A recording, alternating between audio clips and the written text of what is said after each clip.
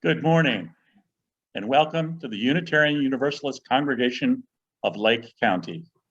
We're an inclusive, non-creedal fellowship that works for a just community that fosters a lifelong search for personal spiritual fulfillment.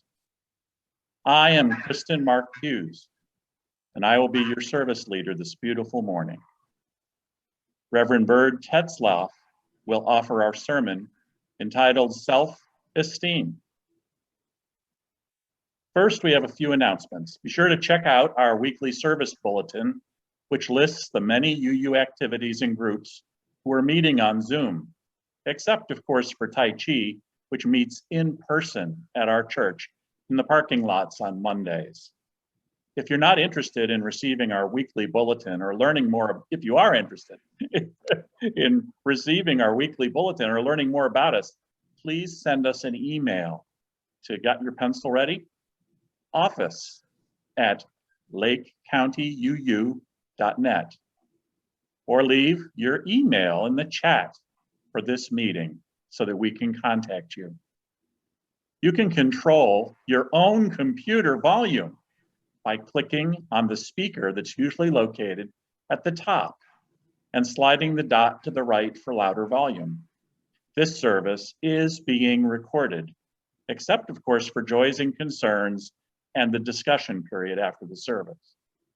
If you want to listen to any previous services, they're on our YouTube channel, which is simply type in UUCLC office, in which you can easily access from your weekly bulletin or on our website, lakecountyuu.net. Again, our website is lakecountyuu.net.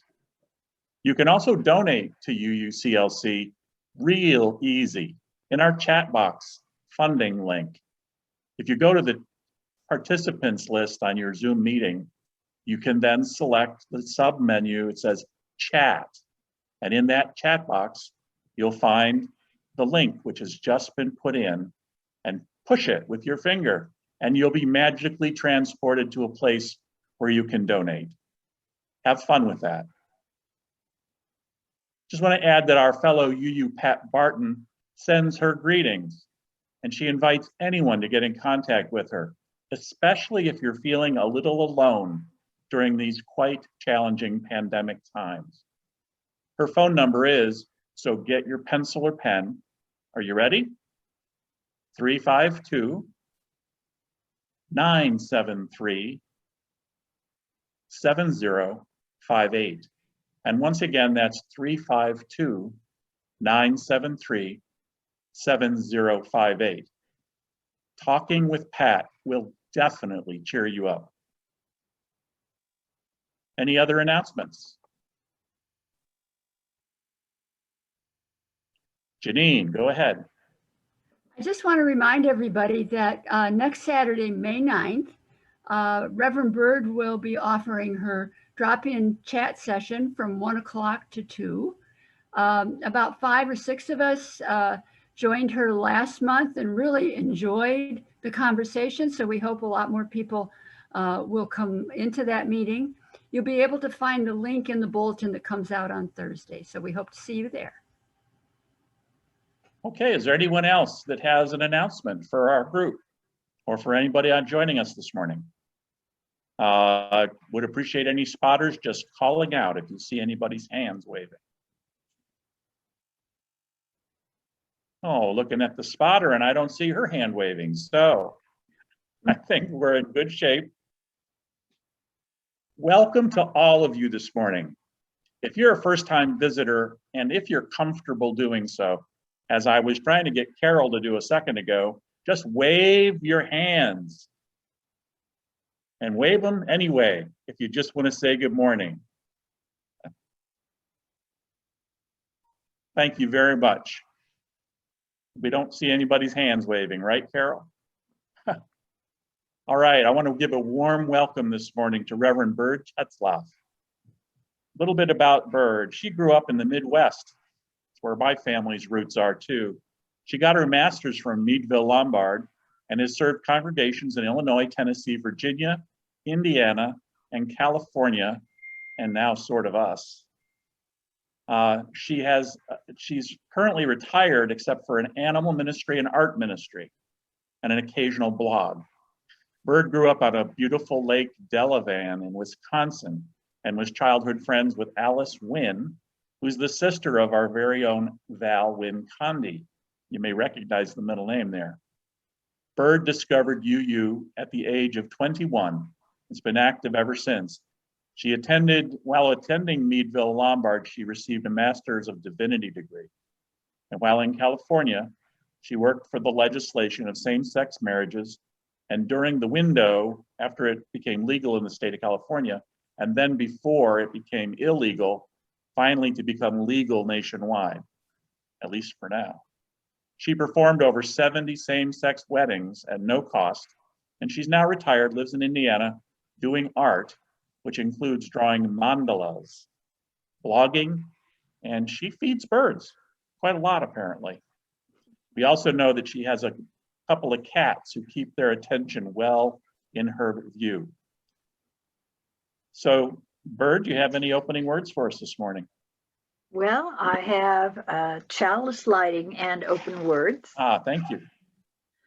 For the chalice, we gather in this hour as a people of faith, with joys and sorrows, gifts and needs.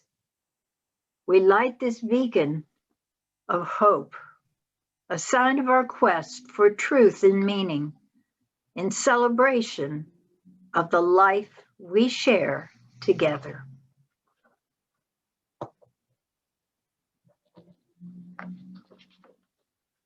And now I believe we have the spirit of life. And we do, as long as as long as our tech genius back here gets with it. Okay. Hold on one second.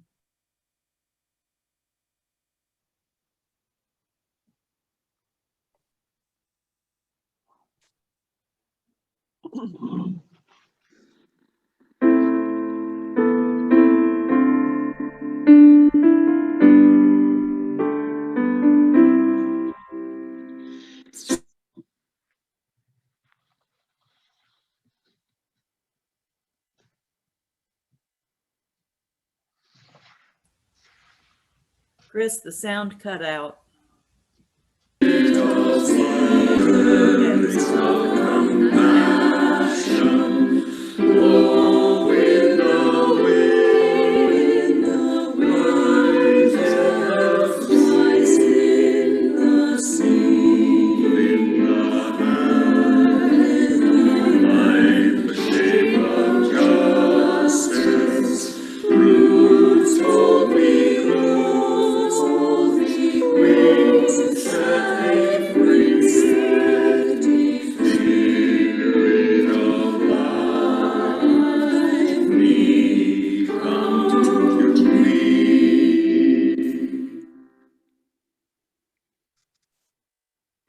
One's relationship with oneself is of paramount importance.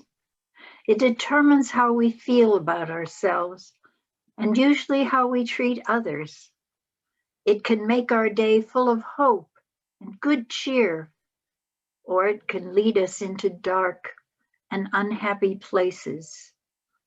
It can build a community or cause wars to break out. Love yourself and love others.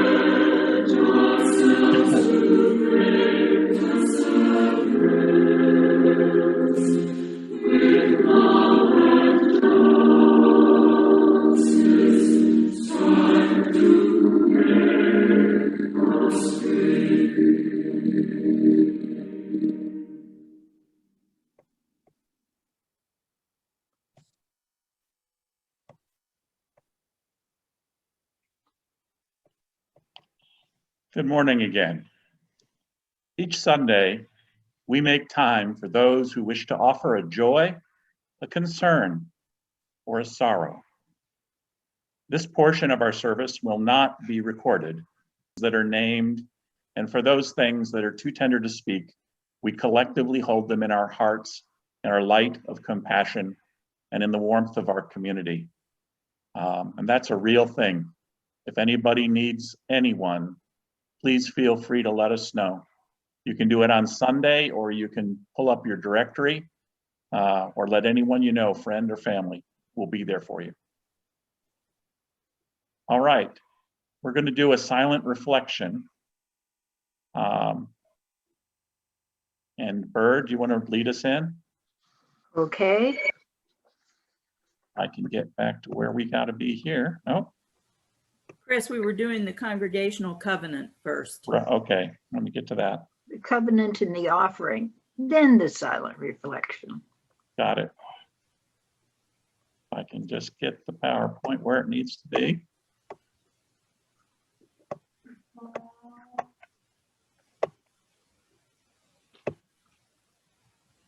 Okay.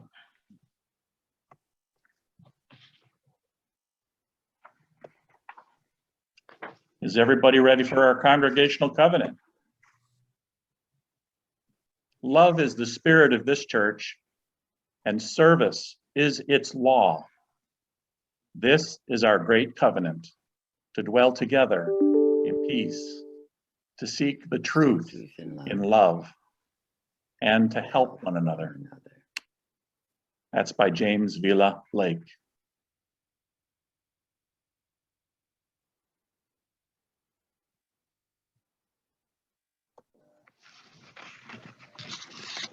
Now up magically on your screen, you're going to see a lot of details. The first thing at the top is lakecountyuu.net, and it has some information. I'm going to leave that screen up, I think.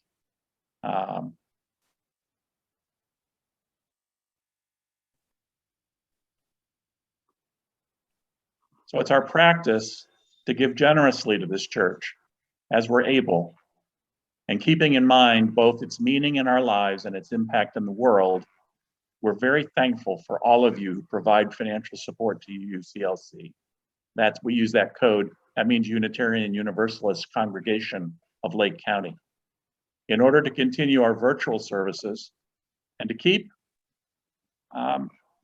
building our beautiful building, which many of us remember, protected and ready for our eventual return, which is coming up, we ask for whatever financial support you can provide. And again, there's a number of ways to do that. You can see it on the screen. Click on the link in the chat box right now. That's probably the easiest way. And thank you very much for your donation today. Okay, back to you, Byrd. Well, I'd like to invite you. What? We're going to do the meditation next, right? Yes, yes. I'd like to invite you to get very comfortable, to relax yourself, your shoulders, your legs. And with each breath, take in the wholeness that is your birthright. With each exhale, let go of concerns you no longer need to carry. Relax and feel the breath of life as it enters you. Relax and let the cares of the current moment leave your body.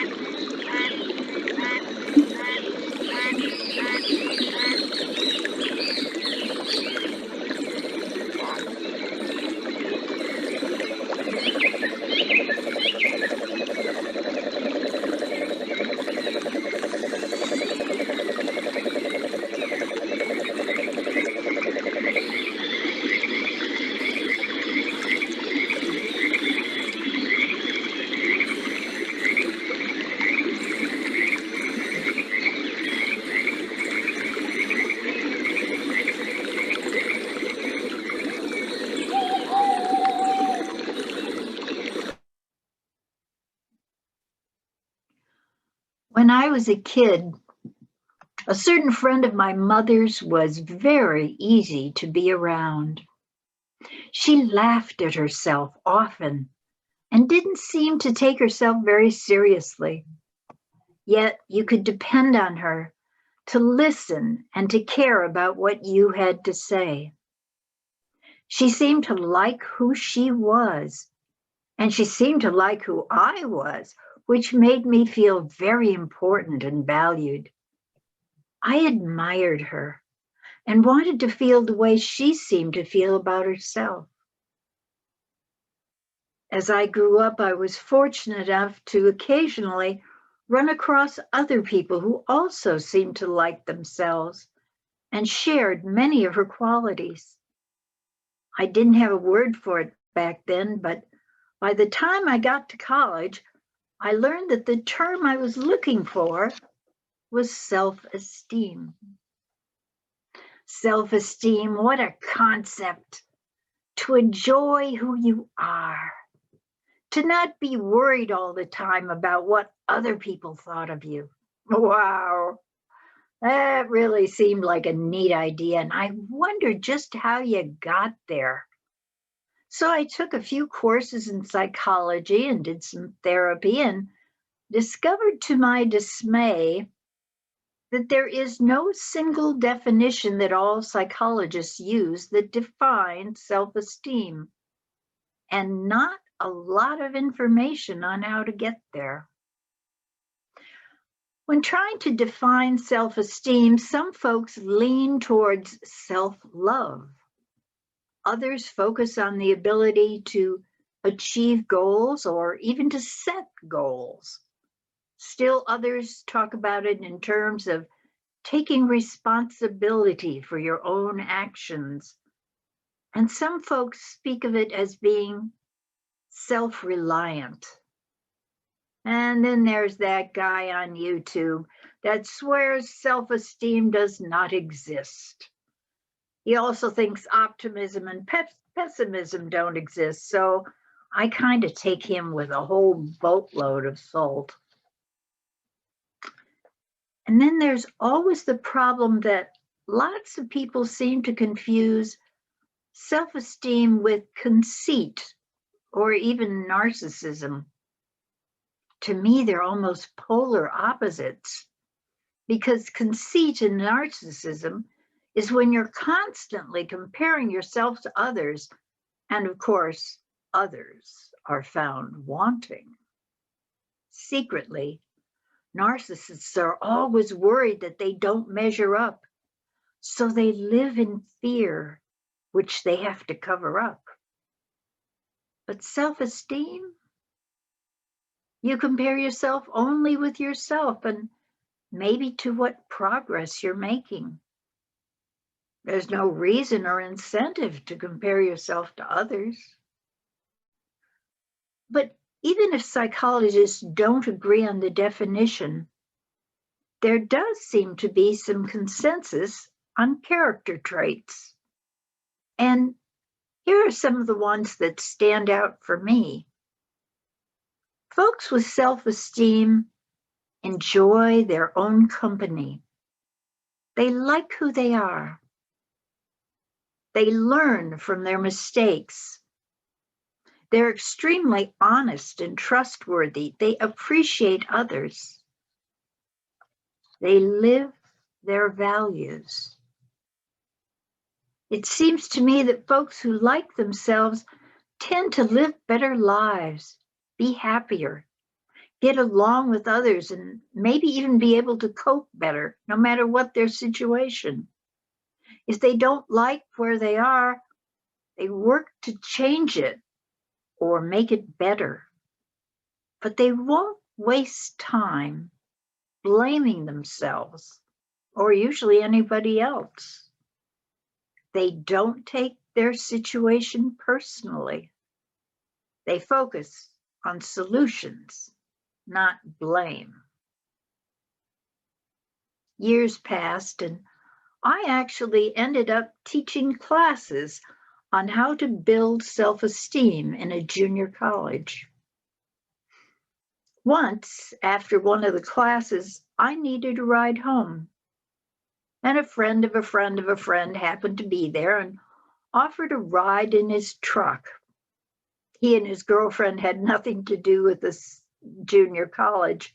They just happened to be handy.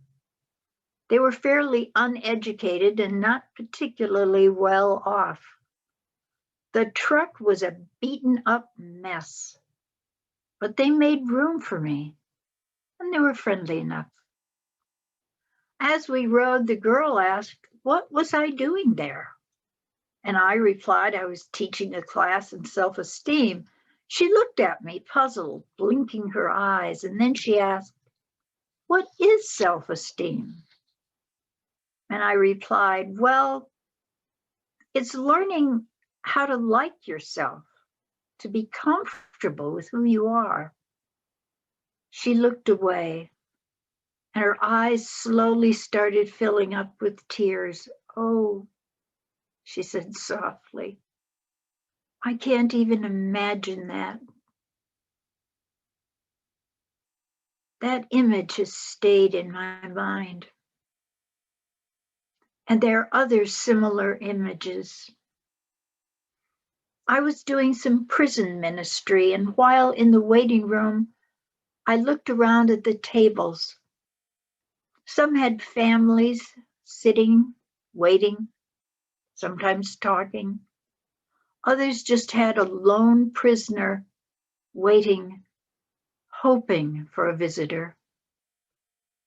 And I wondered, where are they supposed to find self-esteem?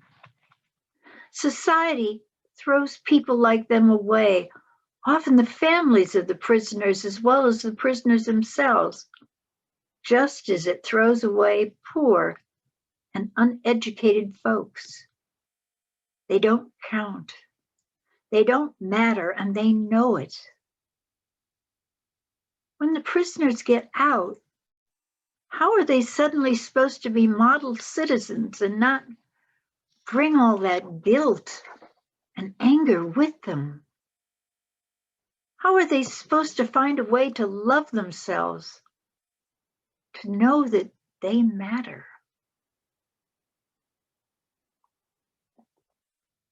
But the issue of self-esteem really came home to me about 12 years ago when I became disabled.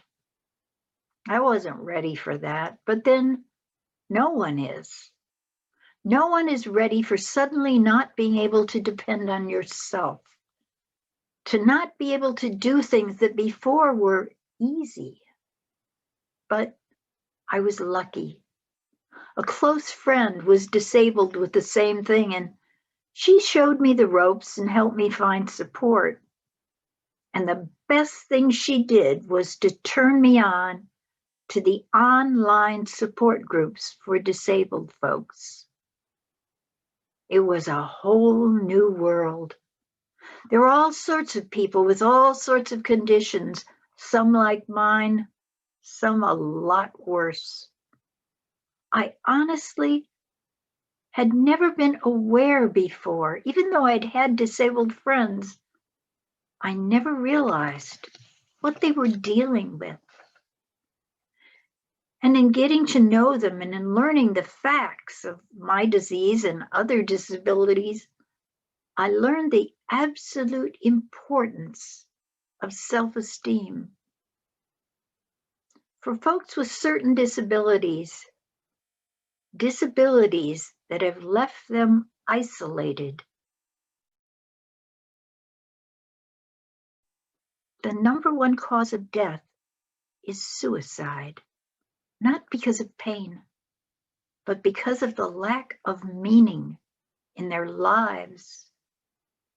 Without self-esteem, the knowing that they matter and have worth, there's little reason to stay alive. I remember one day being in a chat room for the disabled, and this was before Zoom, so it was all text. And I remember thinking, what marvelous people these folks were. Such wisdom, insights. But these were folks who were, for the most part, isolated from the world, segregated. Because you see, the number one non-medical complaint of these folks was isolation. Society does not value the disabled. Former friends tend to drop away. Family often does not understand or support. Partners may leave. But we all matter. We all have the right to love ourselves, to appreciate where we've been and how far we've come, to give ourselves credit for simply surviving sometimes. I'm concerned at the number of good folks who are left behind. I think of the girl in the truck. I remember the prisoners and their families. I ponder about my friends who are disabled. They matter. Every single one of them. They have gifts they may not even realize they have, and often have no confidence to share the gifts. And the world is a poor place for it. I wish there were some way of drawing these people in to let them truly know of their own worth. Even the prisoners who've done violent and terrible things. To quote a movie, we are all better than the worst thing we've ever done. We deserve to love ourselves. Psychologists are not in agreement whether self-esteem is generated internally or externally. But I think it can be both, and on some level, always both. It certainly helps if you have caregivers as a child who value you and uphold you. But at some point, you need to create your own inner best friend, someone who's in your corner, but who will always tell you the truth, even when it's uncomfortable. And let's face it, there's lots of obstacles to self-esteem. If your parents are constantly afraid that you will fail, chances are high that you will fail a lot. If they're convinced you will succeed, you will still fail sometimes, but you're a lot more apt to get back up and try again.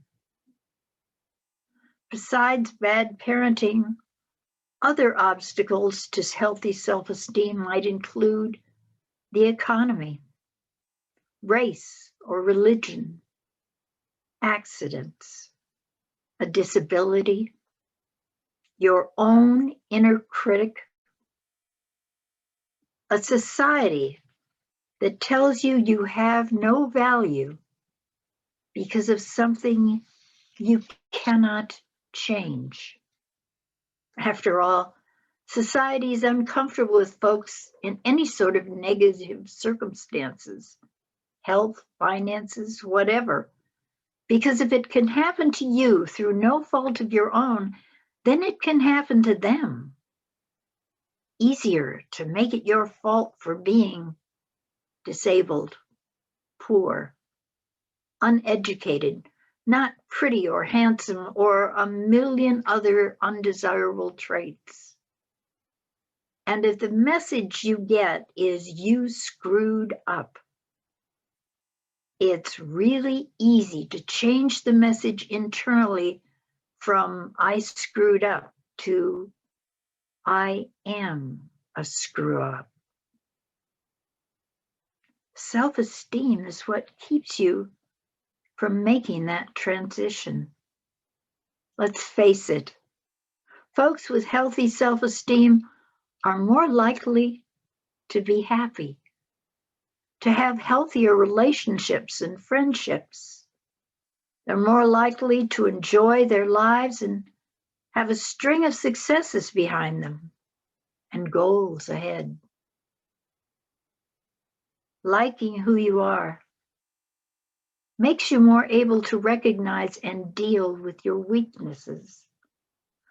But it also insists that you recognize your strengths.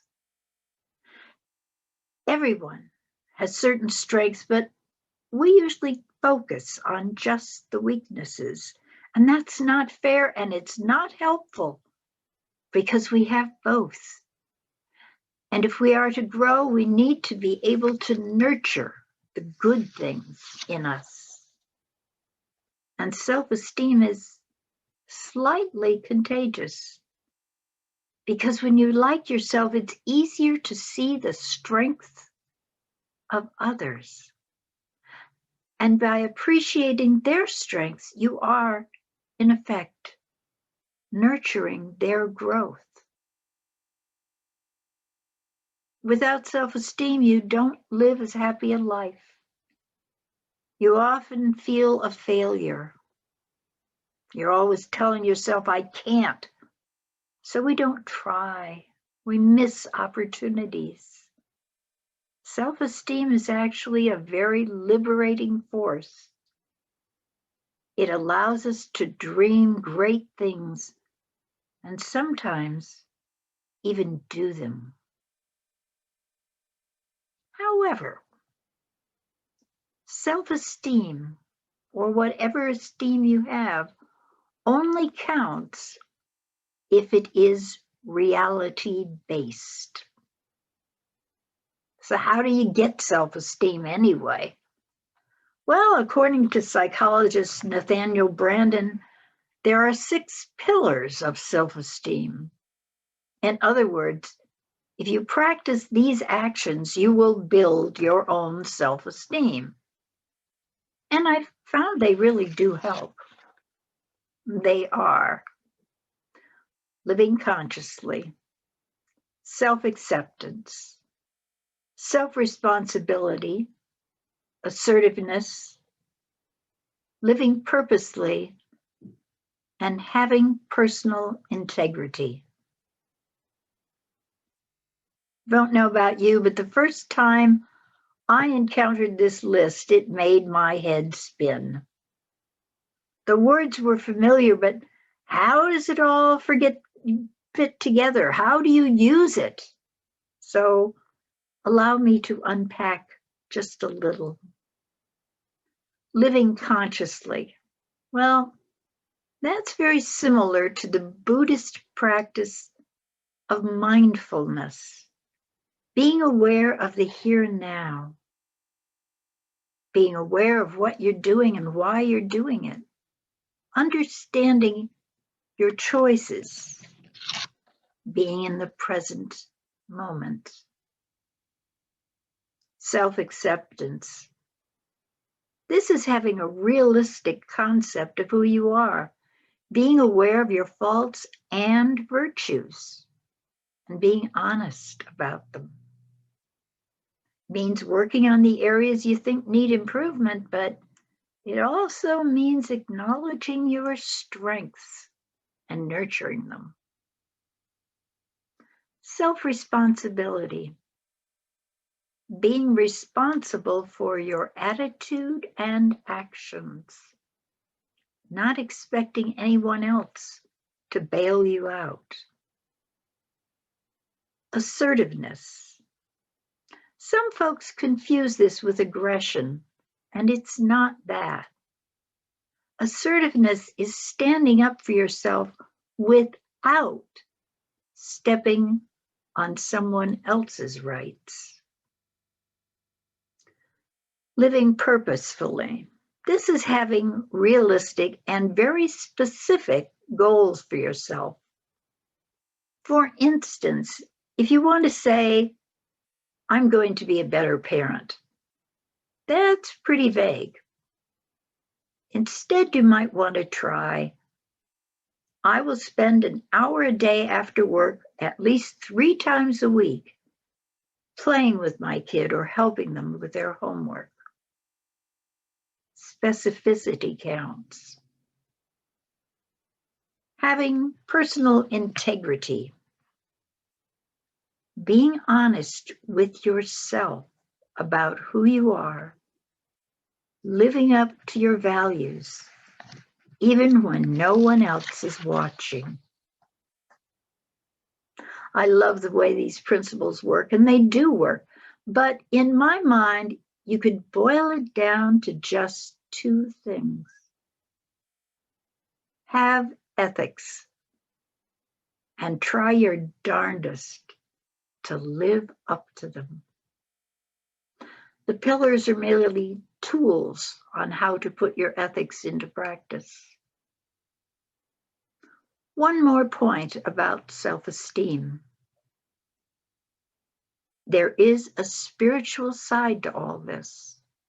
Yeah, I mean, sure. Yeah, there are all sorts of psychological benefits and societal benefits as well.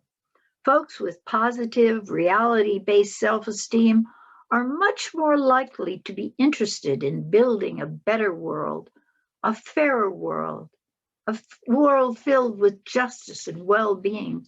So that's all to the good. But there's more. Spirituality is connectedness.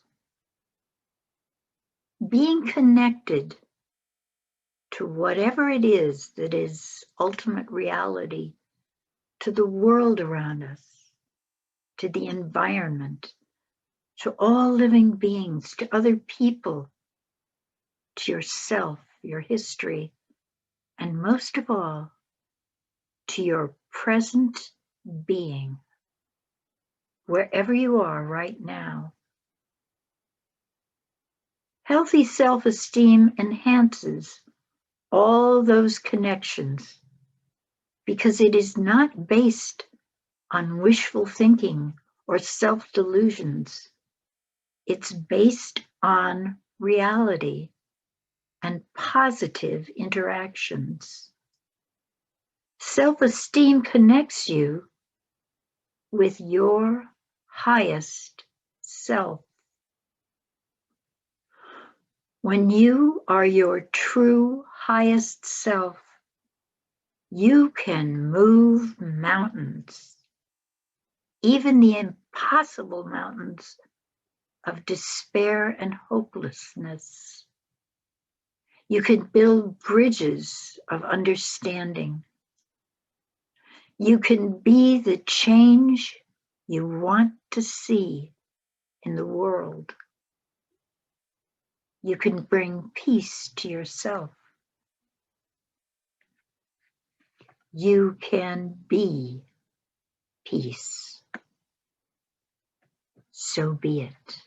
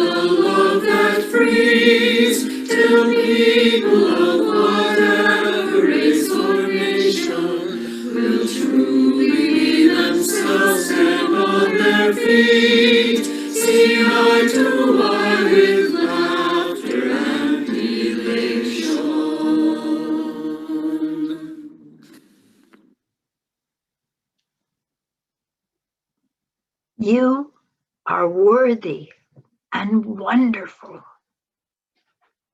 It helps to be reminded of this from time to time. But even better if you can remind yourself. Look for the good in yourself and be aware of it in those around you.